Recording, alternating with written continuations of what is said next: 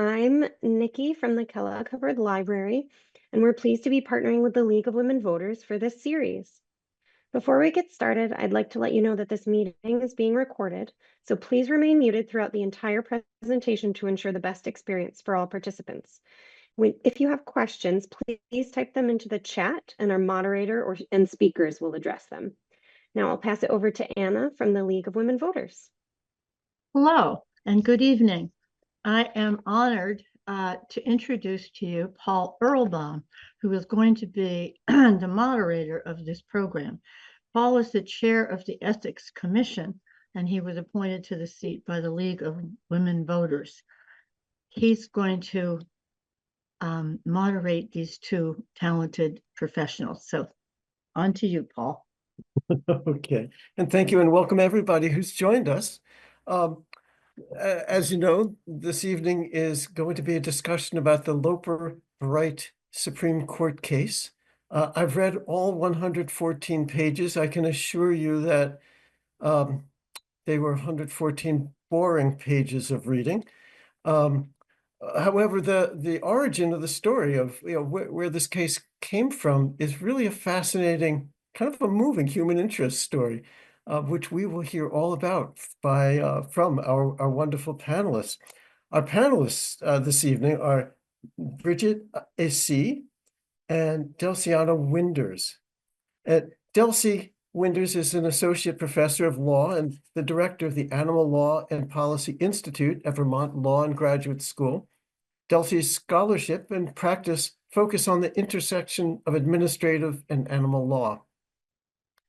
Bridget is an attorney with the firm Stris and Maher, where she handles complex litigation and appeals. Bridget formerly served as the Solicitor General for Vermont and has argued dozens of appeals in state and federal courts, including twice before the U.S. Supreme Court. As Nikki mentioned, Bridget and Delcia look forward to answering your questions. Type them into the chat.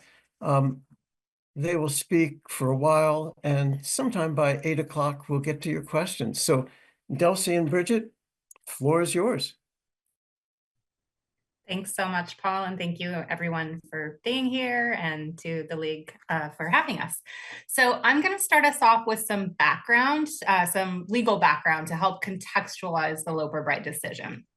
So the decision is about whether, how, and how much deference administrative agencies should get when they're interpreting statutes that Congress enacted and delegated responsibility to the agency.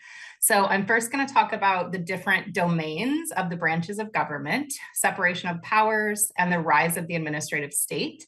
And then I'm going to talk about how the Supreme Court's approach to this question of what, if any, deference agencies should get when interpreting statutes has evolved over time. And then I'll hand it over to Bridget to do a deep dive on the Loper Bright decision itself. And then we'll both talk through implications of that decision, including for recent and pending decisions and what we might expect under the incoming presidential administration. And then we'll leave plenty of time for your questions as well.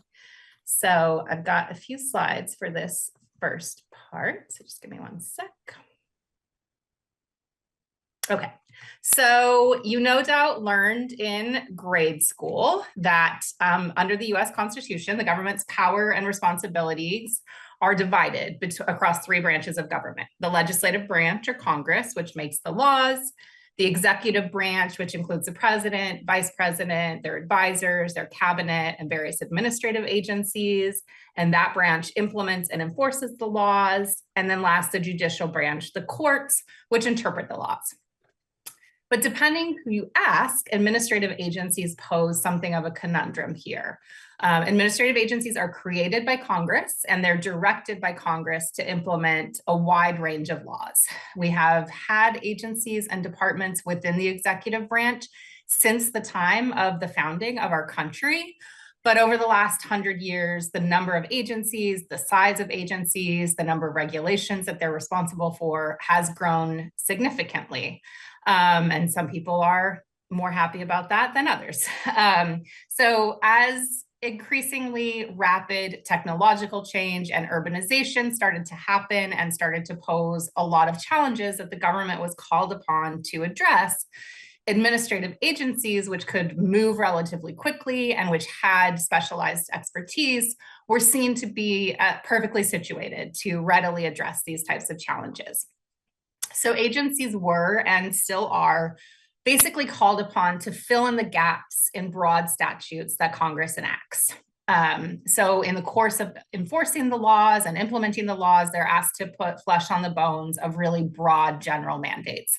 Of course, doing so consistently with congressional directives. So as part of this, agencies promulgate regulations that are more detailed and specific than the broader statutes enacted by Congress. So I'm going to give you just one example from my work. So Congress has tasked the U.S. Department of Agriculture, or USDA, with, among many, many other things, implementing and enforcing the Federal Animal Welfare Act. And the Animal Welfare Act directs the Secretary of Agriculture. So I'm just trying to get to the next slide here.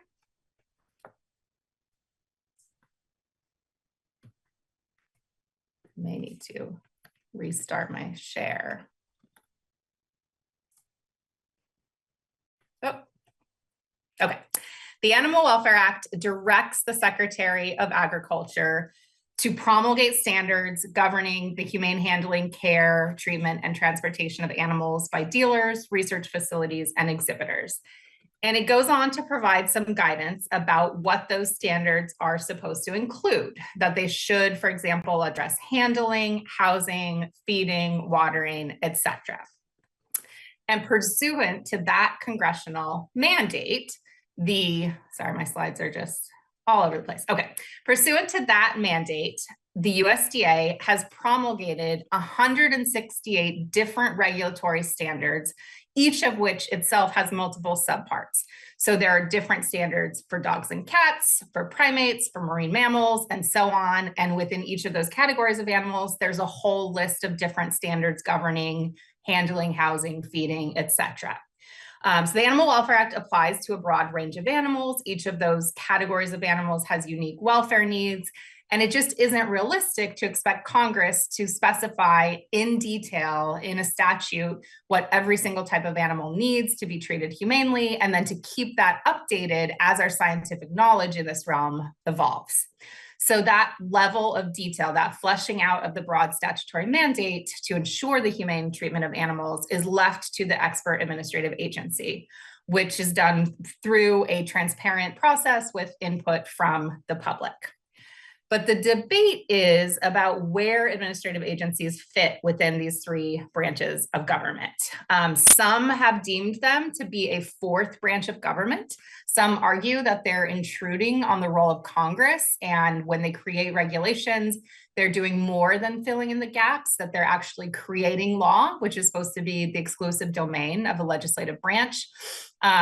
Related to this is the question of how courts should go about reviewing regulations that administrative agencies promulgate. So if Congress has delegated responsibility to an administrative agency that has subject matter expertise on an issue, say animal welfare, should the courts defer to that agency at all, or how much, when they're called upon to review how that agency has interpreted a statute? And the US Supreme Court first addressed this issue squarely 80 years ago in a case called Skidmore versus Swift. So in 1944, the court said that rulings, interpretations, and opinions of an administrative agency, quote, while not controlling upon the courts by reason of their authority, do constitute a body of experience and informed judgment to which courts and litigants may properly resort for guidance. The weight of such a judgment in a particular case will depend on the thoroughness evident in its consideration, the validity of its reasoning, its consistency with earlier and later pronouncements, and all those factors which give it the power to persuade, if lacking power to control.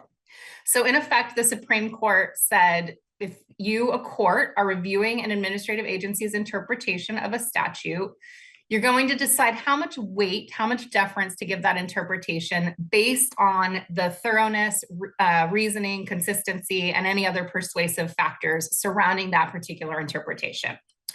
So it's important to note that although there have been intervening cases, Skidmore has never been overturned. It is still good law, And indeed, the majority in Loper Bright cites Skidmore 10 times in its opinion. But for 40 years, Skidmore was the primary guidance from the US Supreme Court about how courts should approach their review of agency interpretations. And then in 1984, we got a unanimous opinion from the Supreme Court in Chevron versus Natural Resources Defense Council. And there the court said, when a court reviews an agency's construction of the statute which it administers, it's confronted with two questions. First, always, is the question whether Congress has directly spoken to the precise question at issue. If the intent of Congress is clear, that is the end of the matter. For the court, as well as the agency, must give effect to the unambiguously expressed intent of Congress. If, however, the court determines that Congress has not directly addressed the precise question at issue, the court does not simply impose its own construction of the statute, as would be necessary in the absence of administrative interpretation. Rather, if the statute is silent or ambiguous with respect to the specific issue, the question for the court is whether the agency's answer is based on a permissible construction of the statute. So in effect, this created a two-step process for courts when reviewing agency interpretation of statutes. First, has Congress directly spoken to the issue, to the question at issue in the case? If so, that resolves the question. Congress must be deferred to because Congress is the branch of government that makes the laws. But if not, if the statute is ambiguous as to the issue before the court, then the court asks whether the agency's interpretation was reasonable. And if so, then the court is going to defer to the agency's interpretation, even if the court thinks there might be a better way to interpret the statute. And so the facts in Chevron involved the Clean Air Act and a requirement in that statute that whenever you modified or constructed a, quote, stationary source of air pollution, you needed to get a permit. And stationary source is not defined in the Clean Air Act. And under President Reagan, the EPA started interpreting it to mean not a particular individual smokestack, but rather an entire plant was a single stationary source, such that you could modify or add equipment to a plant so long as the plant level emissions overall did not increase. So you didn't have to do it on a smokestack by smokestack basis. And so that was challenged by the Natural Resources Defense Council and other environmental groups. Chevron and many other industry groups intervened in the case. And the Supreme Court, applying its new test, upheld the regulation. It said Congress hasn't spoken directly to the issue about what a stationary source is. And EPA's interpretation, they called it a bubble approach, a plant level stationary source was reasonable and therefore entitled to deference and will stand. So at the time, Chevron was a win for industry, a win for Chevron, a win for the American Petroleum Institute, Chemical Manufacturers Association, General Motors, others that had intervened, and many others who benefited from the ruling. And it was also supported widely by conservative judges and justices, including Justice Scalia. So just to give you another example of how that worked, going back to our Animal Welfare Act example, it actually, I didn't show this on the first slide, but it also goes on to say that the standards should govern minimum requirements for exercise of dogs. And let's say that the USDA decided, we don't think dogs need exercise to be treated humanely. So we're just not going to include requirements for exercise in our regulations. If someone challenged that decision by the USDA under Chevron, at Chevron step 1, the question would be, has Congress directly spoken to the issue before the court? Because what Congress said controls. And here, Congress has said you need to promulgate standards requiring exercise for dogs. And so the USDA would not be allowed to simply disregard that and not promulgate that requirement. As a side note, that's actually why the language is in the statute. The USDA insisted for many years that dogs did not need exercise, that there was no evidence that they did. And so Congress stepped in and said, you need to require exercise for dogs. But let's say the USDA handled it a little bit differently. So let's say they said, okay, we're going to require exercise, but we think playing with the dogs in your cage is exercise enough. We don't think you ever need to come out of the cage in order to get exercise. That would be resolved at Chevron step 2, because Congress required minimum standards for dogs to be exercised, but it didn't define what exercise is. So the court would go to Chevron step 2 and ask whether the USDA's interpretation or determination was reasonable. And if the court thinks it is, then the USDA is going to get deference. The regulation will stand. If the court thinks it's not reasonable, then it would strike that down. So for 40 years, this was the law of the land, and federal courts applied it in more than 17,000 decisions. Because of the deference that it gives to administrative agencies, because their statutory interpretations only need to be reasonable, not the best interpretations, agencies tended to win. So the largest study of Court of Appeal decisions that applied Chevron found that agencies were significantly more likely to prevail in cases where Chevron, with the deference that it applied, was applied. So when Chevron was applied, agencies won more than 77% of the time.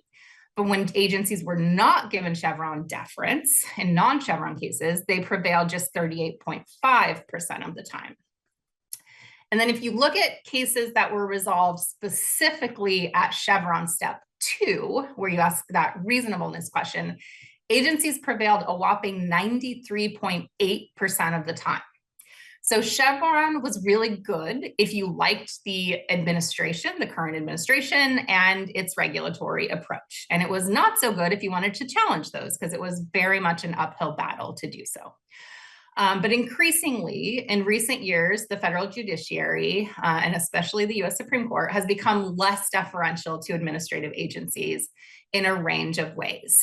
And that's not just the Loper decision that we're going to talk about today. That's part of a much bigger trend. And there's a desire to invalidate agency actions and to heighten the scrutiny that they are subject to.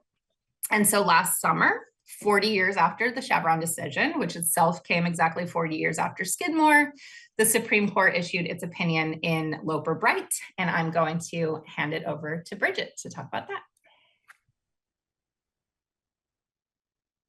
Great, thanks. Thank you for everyone for joining us, and Delcy for that great presentation. I think I'll probably start maybe where Delcy ended, which is to say I don't think most people in the legal community saw the Loper decision as a surprise. I think we saw it coming for a period of time, given prior decisions and narrowing of Chevron.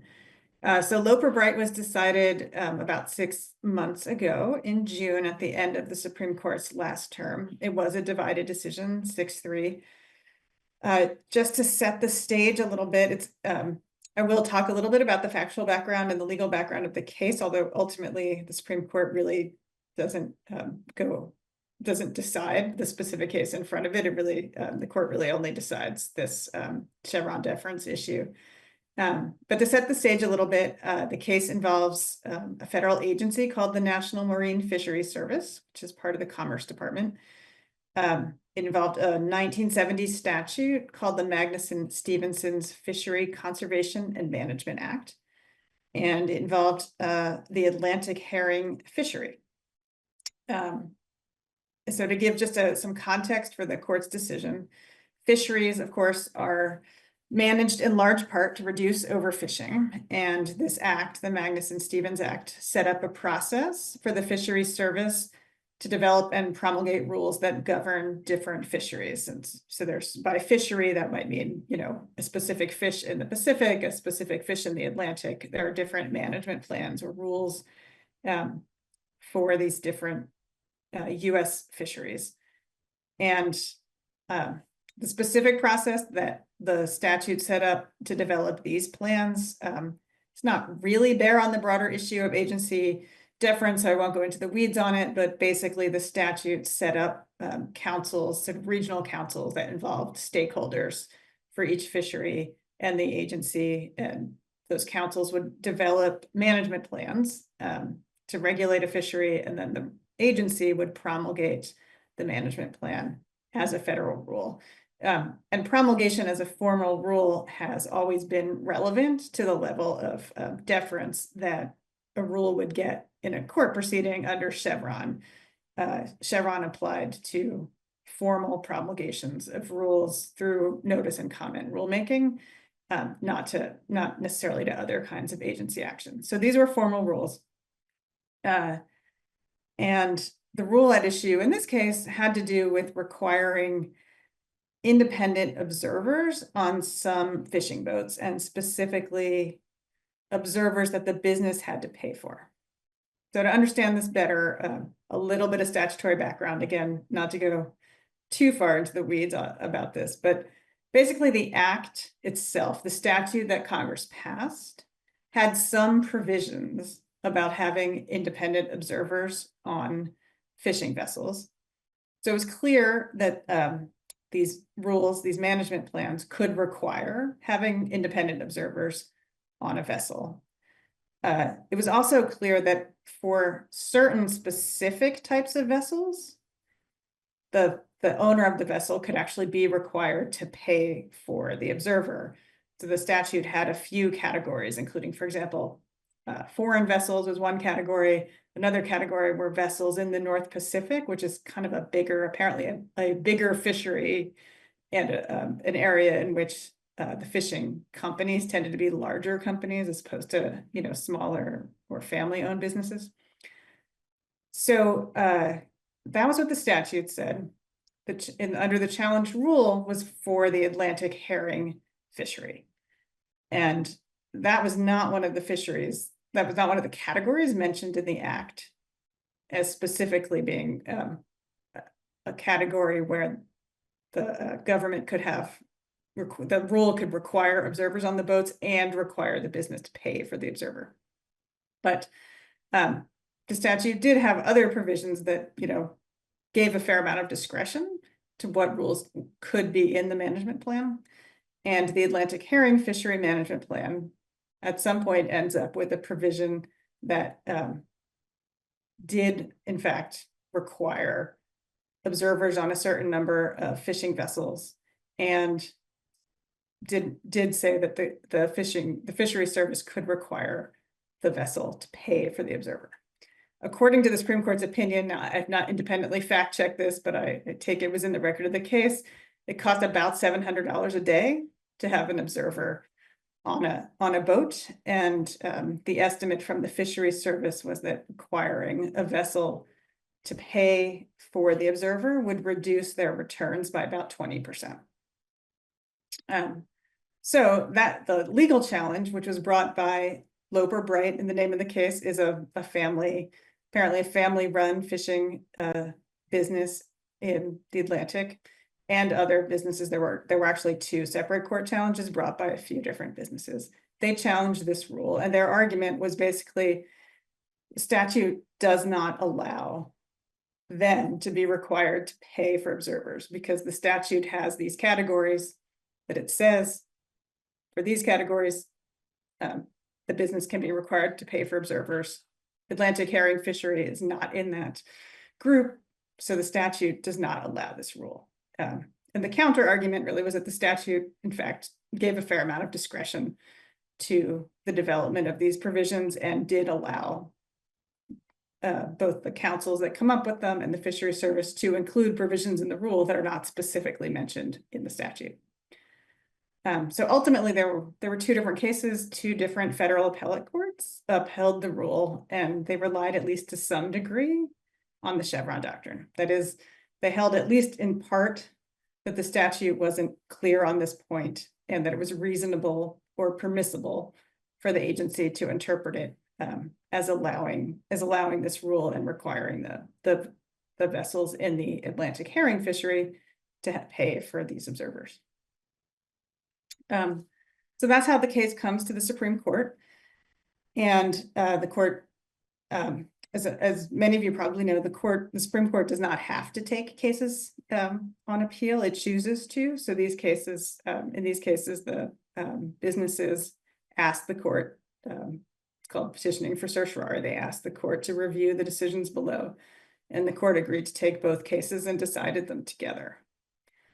So as part of the decision, the court provides some historical and legal background that I would say is basically aimed at showing that in the court's view, at least the majority of the court that joined the decision, that Chevron was kind of a departure from established law. And they make essentially 2 points. One is to cite to sources like the Federalist Papers and past, important Supreme Court decisions to sort of make a general point that interpreting the law, deciding questions of law is the province of courts, and has always been understood in our legal history as being the role of a court.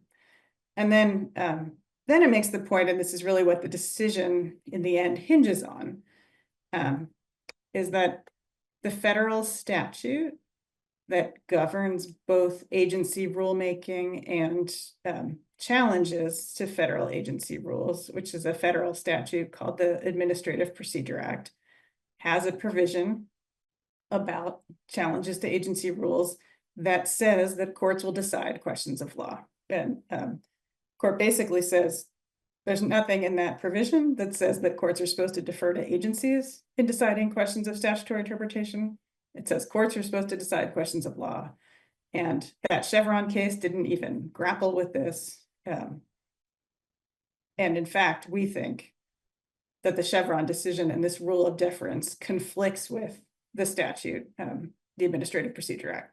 It can't be, in their exact words, that it couldn't be reconciled with the Administrative Procedure Act. So in reaching that decision, the court rejected several arguments made by the federal government, which was defending Chevron.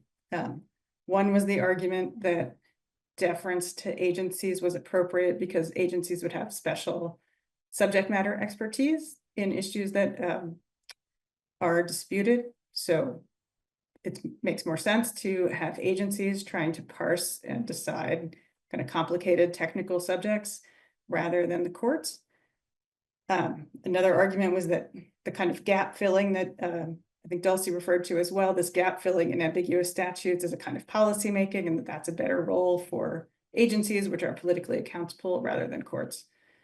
And basically the Supreme Court majority, it's Chief Justice Roberts who wrote the opinion, says none of that changes the basic fact that in their view, interpreting the law is the court's role, not the role of administrative agencies.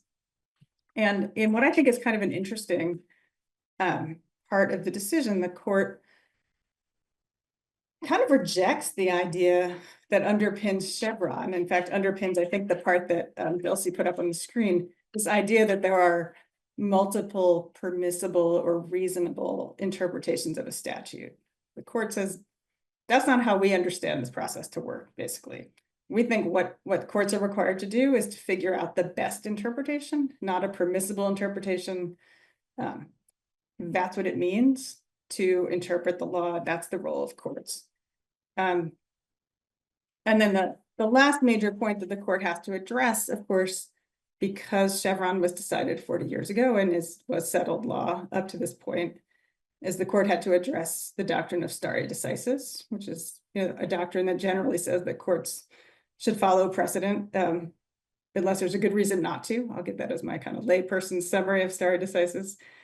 And the court says, no, we just don't think stare decisis applies here. It's never an absolute rule.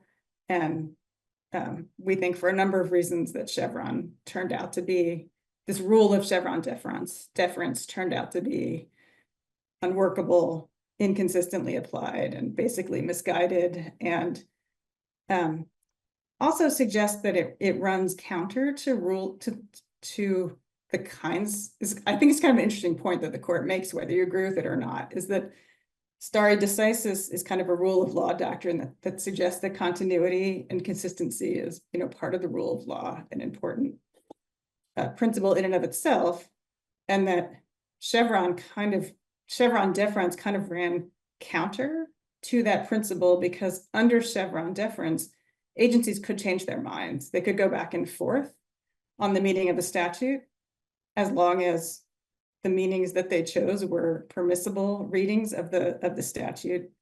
At one point in time, an agency could decide that of the multiple permissible readings, they were going to go with reading A, and then at some point later, they could go with reading B. And this has certainly happened many times, and I think in fact might have happened in Chevron itself.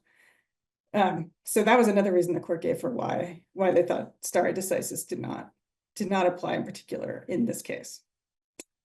So Dulcie talked a bit about other types of deference to agencies other than the Chevron rule.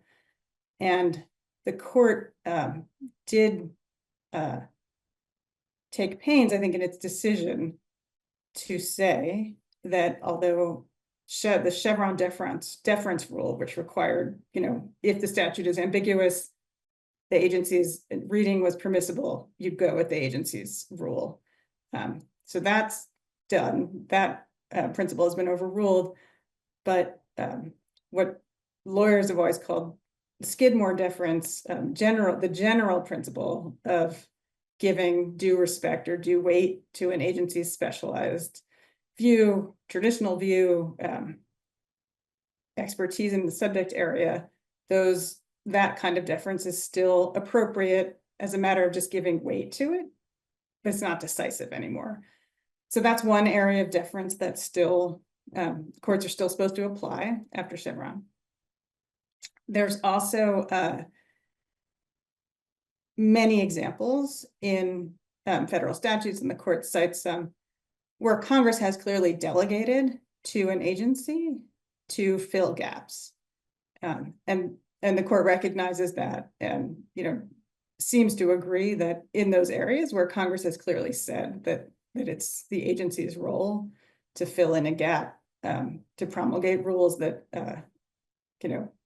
take the general principles of the statute and make them more specific, that agencies are going to get deference there, where they're acting within that discretionary area.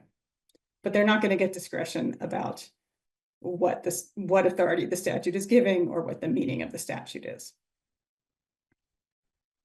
So the court's conclusion was, I'll just kind of read it to give a sense of where they've left it, is Chevron is overruled.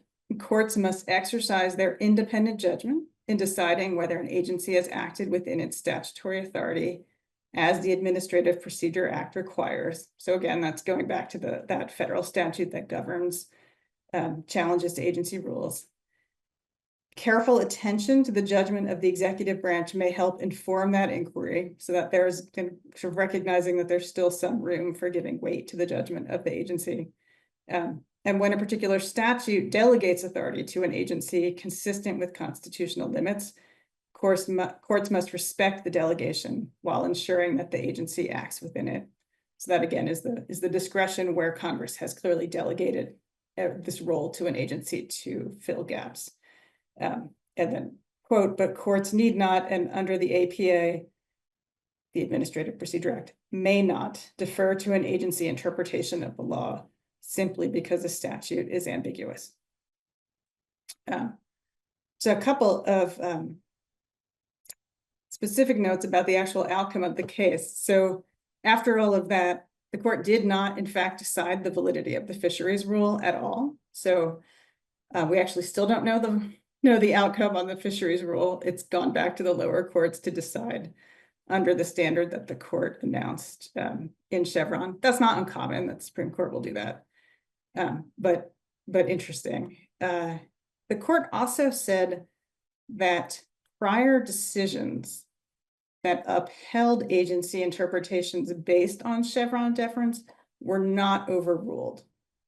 So this is a new rule going forward, but like Chevron itself and other cases that have reached an outcome on a particular rule based on Chevron, we're not going to be called into question. What exactly that's going to mean going forward, I think, is one question about the forward-looking impact of the case. I can briefly talk about, there were separate opinions from a number of justices. Justice Thomas wrote separately to say that in his view, the Chevron rule was unconstitutional. The court, again, really relied on the federal statute, the Administrative Procedure Act, as the primary basis for its decision.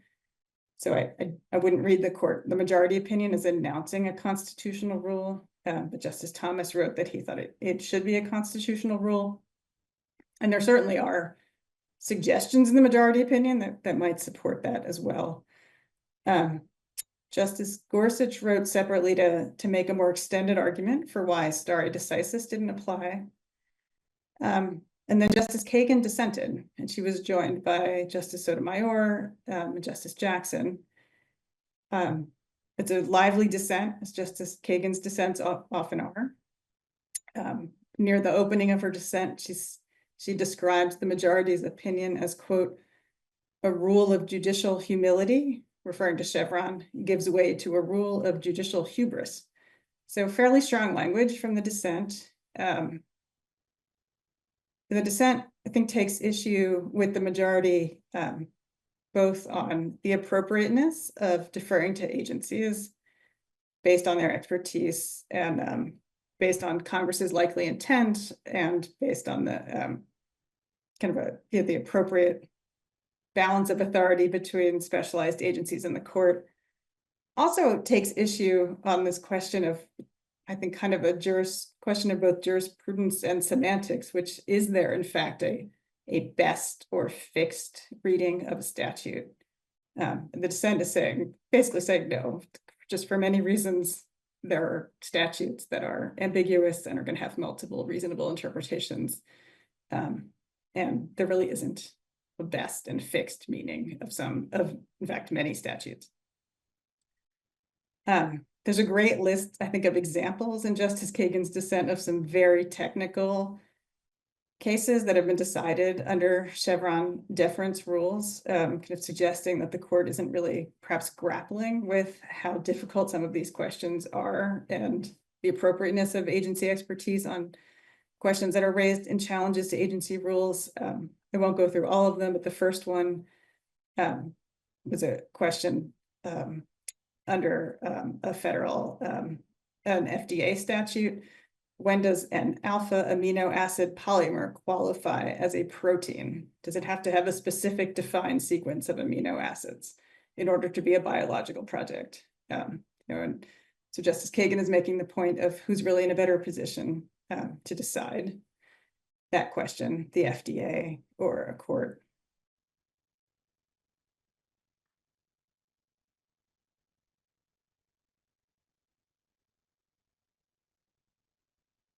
I think that's it on my deep dive. So I will send it back to Dulcie, who I think is going to talk a little bit more about where things might go from here. Yeah, and one thing I just wanted to mention is it's no coincidence that this case has such compelling facts. I mean, there's no dispute that these facts are compelling, and that is by strategy. So challenging Chevron has, as we've said, long been on the agenda of those who don't like the administrative state, and particularly those who don't like environmental regulations and don't like regulations aimed at addressing climate change. And so when you're trying to challenge something, and I've done this myself, you try to develop the best case and you wait for the best facts to have a good story for your case. And that's exactly what happened here.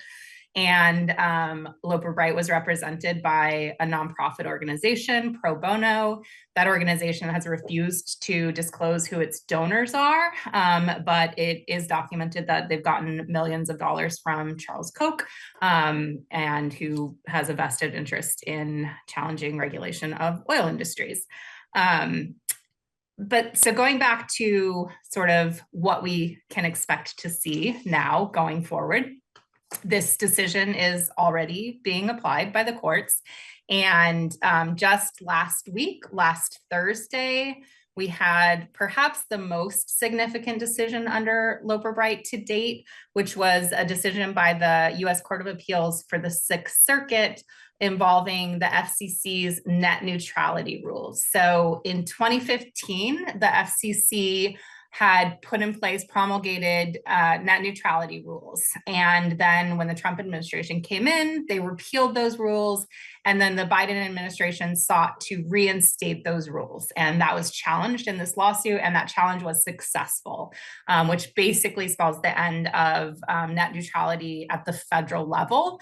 And what that came down to was a question of whether broadband internet service providers are providing, quote, information service within the meaning of the Communications Act of 1934. And the agency, the FCC, thought that they were, and therefore they were subject to regulation under the act, and therefore the agency had authority to promulgate net neutrality rules.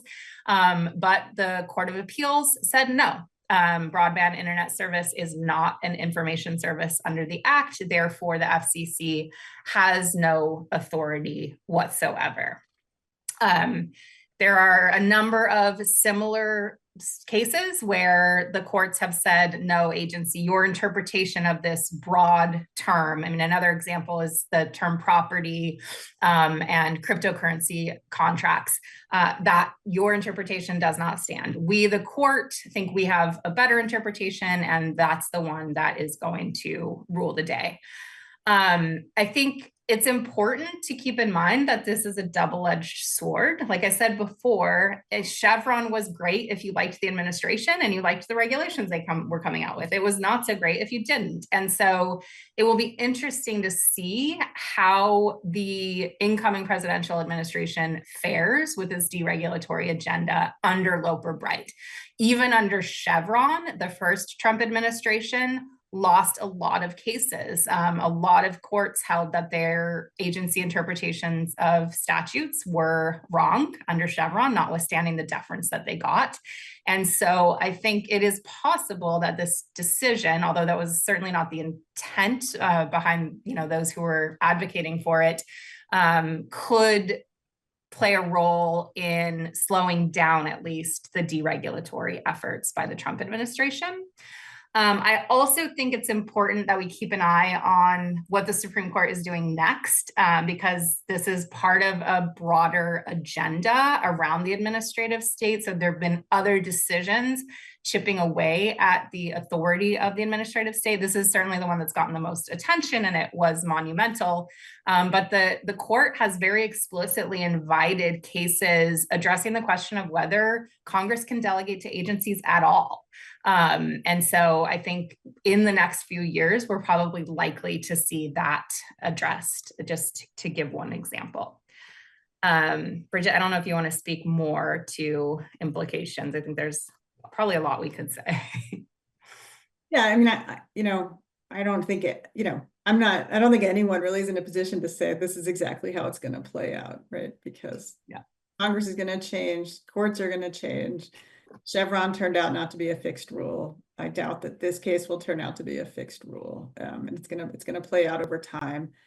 I would echo, I think, the point that that you were making, which is I'm sure that over the next 4 years, that people on the left who are in advocacy groups who are more to the left than the Trump administration are going to be using the decision as a tool to fight changes in rules that they're not happy with. So it can be used, it's not really a substantive rule, it's a procedural rule that can be used in many ways. I guess the other thing I would say about implications is I was trying to do a little reading around about people more knowledgeable than me and what they were predicting. And I do, obviously, as you said earlier, many people are focused on the impact on environmental regulations. I think it's important to remember that the impact is going to be quite a bit broader than that. And for example, I would say labor and employment is an area to really look at to see what's going to happen there. Healthcare, it's really not about environmental regulations specifically. And there could be pretty significant impacts elsewhere. Cass Sunstein, I read an article by Cass Sunstein, who's a legal scholar who I liked his use of words. he called his prediction a non-trivial increase in the number of regulations being struck down as we go forward. I'll just add a couple other things and then maybe we can open it up for questions. Well, first, yeah, Bridget is absolutely right. It's really hard to overstate the scope of this. It implicates every single thing that administrative agencies do, and administrative agencies touch every part of our lives, whether it's Social Security benefits, Medicare, consumer protection, animal protection, agriculture, et cetera, et cetera, et cetera. And the number of regulations that we're going to see challenged is also going to be increased because of another decision from this same term that hasn't gotten so much attention. It's a decision called Corner Post, where it used to be that if you wanted to challenge a regulation, there was a statute of limitation. So after a certain point in time, after the regulation had been promulgated, you couldn't challenge it. And in Corner Post, the Supreme Court got rid of that and basically opened the door to challenge regulations, no matter how old they are. So we, I think, are certainly going to see challenges to regulations, even if they've been on the books for 30, 40 years. And we're already seeing that. So that sort of amplifies the effect of Loper Bright. And then the last thing I wanted to say is, so I mentioned Skidmore at the beginning, and I mentioned the fact that the majority opinion in Loper Bright invokes Skidmore 10 times. They say we can still look to that to decide how much deference to give agencies. There have been some analyses of the early decisions post Loper Bright, and the majority of them are not citing Skidmore at all. So they're not choosing to give any level of deference. They're not even looking at how persuasive was the agency's reasoning. Is it consistent with their past reasoning? They're just taking a totally fresh look, regardless of what the agency did, in assessing what they think is the best interpretation of the statute at issue. Yeah, so I'll open it up for questions. Bridget, Delcy, if you're ready for questions. I don't see any in the chat, so folks in the audience, if you have questions, go for it. But a couple of questions have come in by email. Here comes one. Delcy and Bridget, how has the Loper decision impacted Vermont or Vermonters, or how do you anticipate it will in the future for Vermont and Vermonters? I can start. Come on, Bridget. Yeah, I think there are two levels to that question, because there's the question, of course, of federal regulations and actions by federal agencies that impact Vermonters. And then there's the question of what are states going to do about this? Because oftentimes states look to federal courts' interpretations of analogous statutes that they have on the books in the states. And so we're seeing states grappling with, well, should we be less deferential to our administrative agencies? And in Vermont, we just have, I believe it's one case from the Vermont Supreme Court where they acknowledge the Loper Bright decision in a footnote, but they distinguish the case and say that's not relevant here. So we don't need to address the issue of whether or not we should adopt the Loper Bright standard. But that's something to definitely keep an eye on. And there will be at least arguments made that the state courts, including the Vermont courts, should also be less deferential to administrative agencies.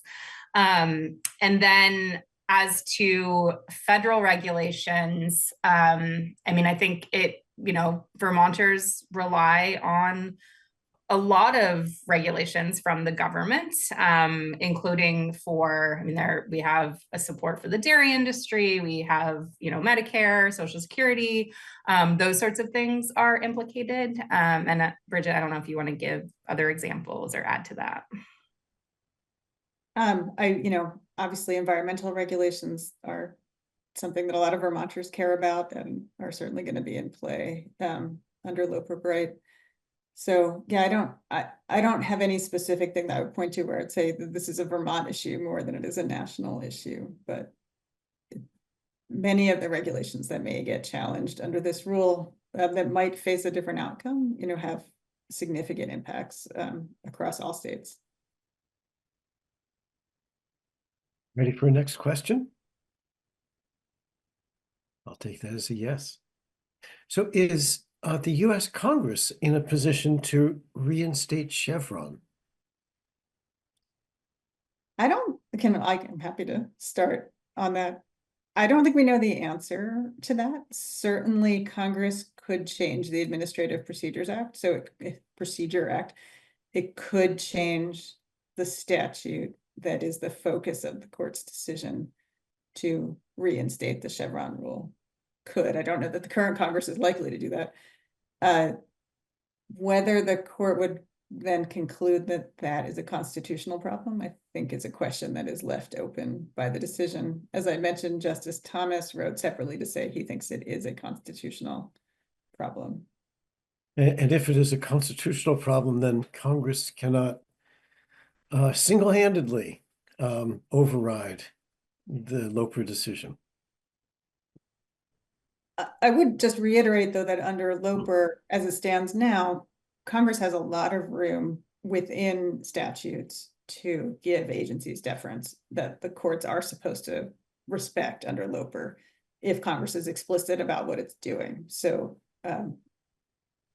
there's not just the option of Congress totally trying to change the outcome of this decision, but there's kind of the day-to-day work that Congress can do if it wants to when passing statutes that it expects agencies to implement, that it can be more explicit about giving discretion to agencies to implement them. Yeah, and I think to Bridget's point, as the majority opinion was drafted, theoretically at least, Congress does have the authority to change the standard of review. Politically, whether there's a political will for that is a completely separate question, and I think it's exceedingly unlikely that that would happen. But this decision certainly forces Congress's hand. It's going to have to be more specific if it wants to delegate anything to agencies, because otherwise we're just going to keep seeing things kicked back and courts saying, no, the agency can't do this. Congress didn't explicitly say that the agency could do X, Y, or Z. And so in some ways it creates more work for Congress. But I do think if we do see another case come before the Supreme Court where they're addressing this broader delegation question, then that is a constitutional question. That's a separation of powers question. And that is something that could not be overridden by Congress.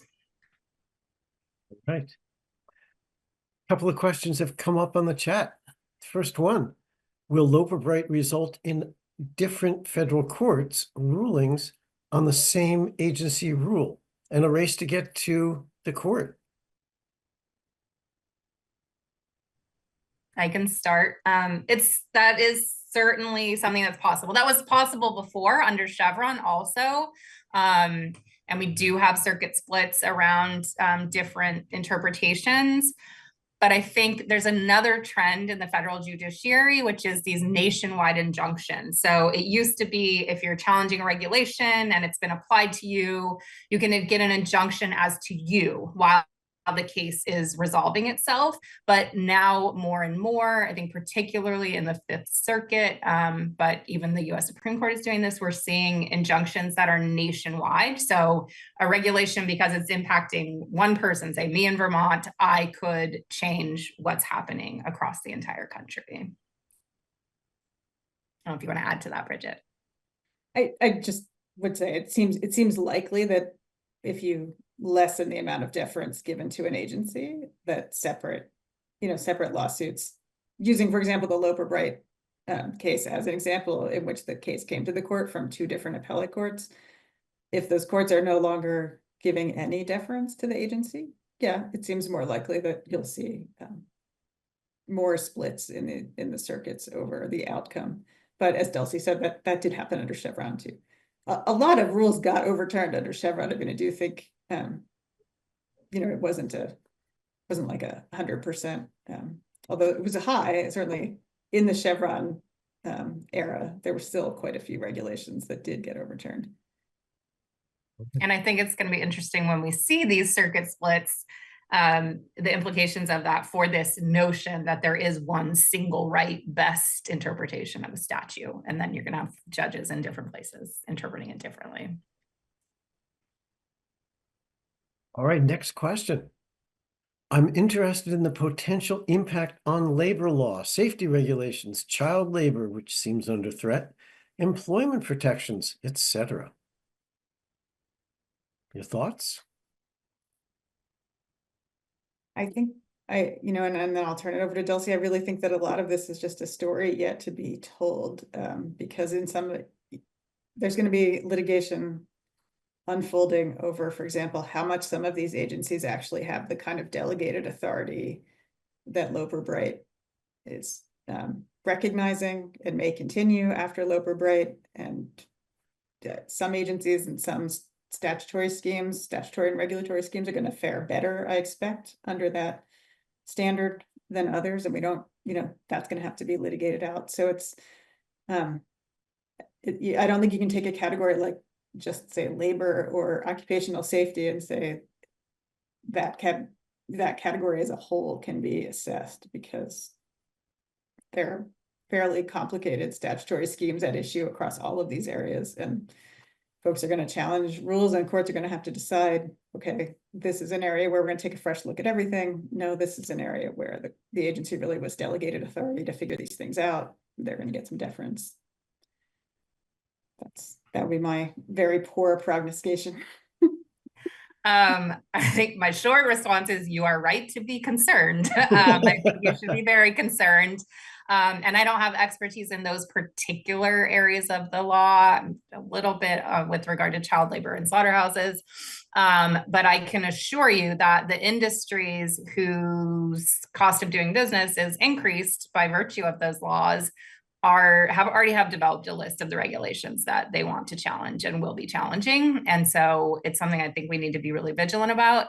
And I think it's something we need to think about addressing at the state level if we're not going to have the level of federal protections that we have had for a long time. All right, next question. Are there any in Congress who want to restore Chevron by flooding the zone with bills that have thousands of pages of minute detail to show the absurdity of it all? Your thoughts? I haven't heard of any such thing, but I love that idea. If only just to make a point, even if it's not going to go anywhere. Yeah. But yeah, I mean, statutes have gotten longer and longer and longer over the years. And under this, they're just going to have to be even longer and updated even more frequently. All right. Bridget, any thoughts on this one?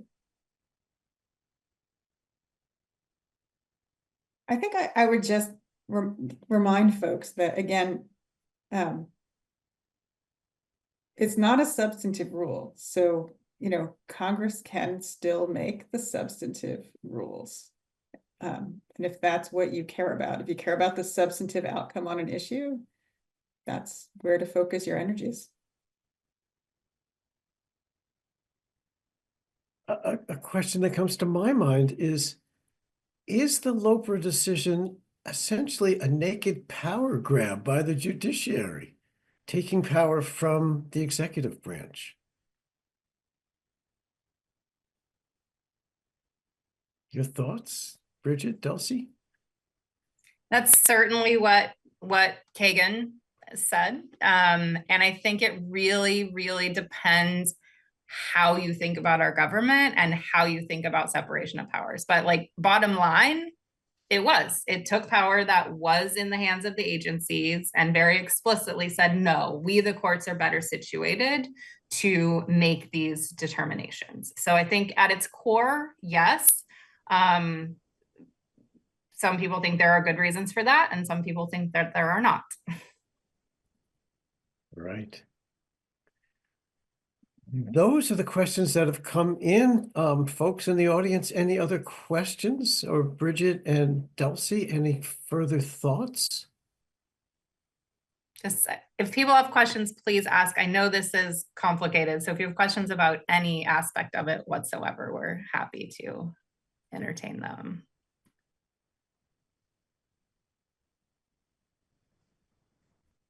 I'm not seeing any more questions appearing.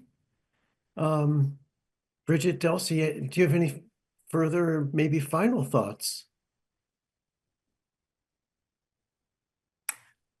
I suspect that it's going to be a pendulum, that we will see it, we will see deference probably come back over time, as we've seen this issue shift in the past 100 years or so. I suspect we will see further swinging of the pendulum back, but how long that will take, I don't know, but I suspect it will shift again.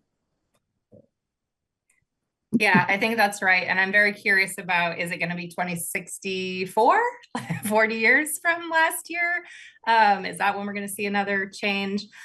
I think it's going to be sooner, because I think it's going to become very clear that this is not workable, that we can't operate the government and provide the services that we do under this level, sort of like this level of a microscope from the federal courts. Yeah, and I think one thing I would just say in closing, I think this decision and others from the term really underscored the importance of judicial appointments, and that these decisions were the part of a very long-standing, decades-long efforts to get judges who were friendly to the positions that were being sought in place, and then to get the cases before them. And it's just a really, really important thing that we need to be thinking about when we're voting, and just paying attention to. And you might have noticed there is a pertinent comment that has just appeared in the chat. One should not put the price of strawberries in the Constitution. I love that. Very good. That's quotable. Bridget, any last thoughts from you? Nope. No. Been All really right. lovely to be here tonight. I do want to thank everyone for attending, and the library and the League of Women Voters. Thank you. Yes, thank you. And Bridget and Delcy in the library. Oh, and here's a thank you for your time. Just came into the chat. Thank you, everybody. Yeah, thank And you. some more thank yous coming in. So, Thank you, all Paul. right, folks. All right, shall we adjourn this meeting? League of Everybody Women. for coming. All right. And thank you all. Thank you. Bye, everybody. Take care all.